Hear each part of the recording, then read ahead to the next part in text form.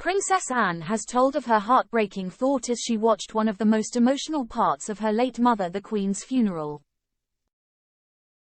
The former monarch's daughter has opened up about Elizabeth II's final days and her death in a brand new BBC documentary about her brother King Charles, which charts the first year of her reign.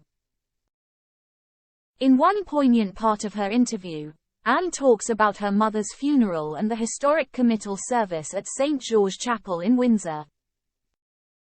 Near the end of the poignant ceremony, Crown jeweller Mark Appleby removed the imperial state crown, spectre and orb from the top of the Queen's coffin before it was lowered into the royal vault as the royal family watched on. Anne tells the documentary, "My mother's funeral in St. George, he takes the crown off the coffin. I rather weirdly felt a sense of relief. Somehow that's it, finished. That responsibility being moved on." Meanwhile, elsewhere in the documentary, the Princess Royal reveals that her mother felt it would be difficult if she died at Balmoral, but was persuaded to step back from the decision-making process. The former monarch's only daughter believes it was serendipity she was at Balmoral before her mother's death. Speaking about her mother, the late Queen, Anne says in the documentary, "I think there was a moment when she felt that it would be more difficult if she died at Balmoral.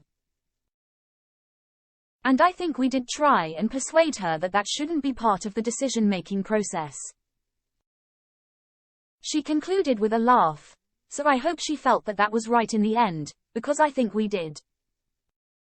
Speaking about the accession of her brother the King, she says, "I'm not sure that anybody can really prepare themselves for that kind of change." The 90-minute documentary Charles III, The Coronation Year, to be screened on Boxing Day, is narrated by Helena Bonham Carter and features contributions from Archbishop of Canterbury Justin Welby, Prime Minister Rishi Sunak and close friends, and gives a behind-the-scenes look at rehearsals for the coronation. Queen Elizabeth II, the UK's longest-serving monarch, died peacefully at Balmoral in Scotland on September 8 last year, aged 96, after reigning for 70 years. It appears at the end of her life the late Queen was still concerned with duty and others, not wanting her passing in Scotland to cause added issues for those implementing London Bridge, the code name for the arrangements for her lying in state, vigils and a grand state funeral.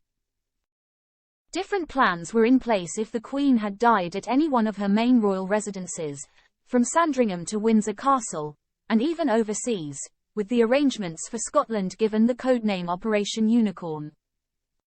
Charles III, The Coronation Year will be screened on Boxing Day at 6:50 p.m. on BBC One and iPlayer.